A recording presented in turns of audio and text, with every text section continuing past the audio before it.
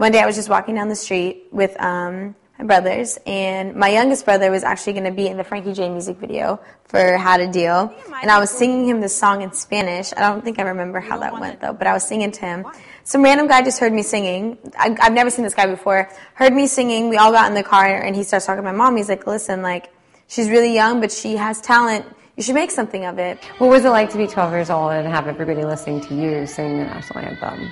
It's the best feeling ever. And like after I sang the national anthem, when I was walking back to my seat, a lot of the players would come up to me and say, "You're really good."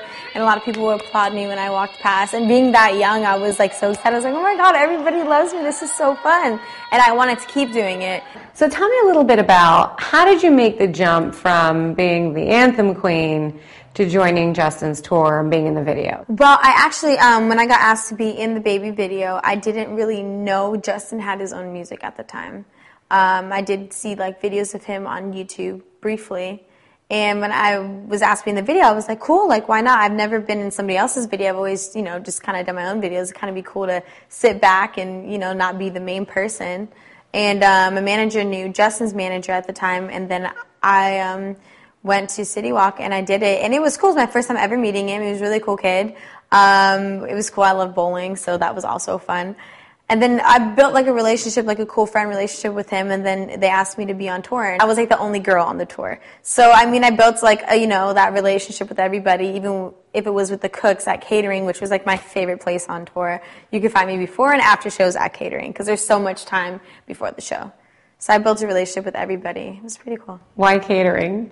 Because I love to eat. So I was always there, and since I was really cool with them, they would save me a lot of the food that would go like quickly every day. So I would go like after like I perform, I would go straight like to catering, and then they would just like give me the food, and I would just sit there and eat. And everybody's like, "Where's that at?" I was like, "I don't know," but they saved it for me, so it was pretty cool. Wow, catering was the best part. Okay.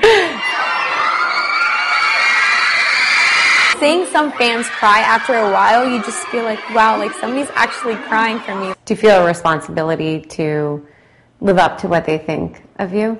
I mean, they're really understanding, but another thing too is like a lot of my fans are really young.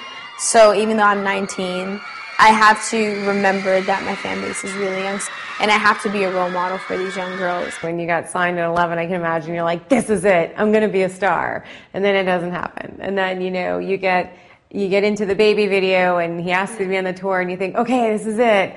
And then you're still working hard. What's that process like? It was frustrating, and it sucked because it was like you feel like you're almost there, and you're like, wow, like I'm on tour, or I just got signed to Sony. After I got signed to Sony, 6 months later, the lady that signed me got let go.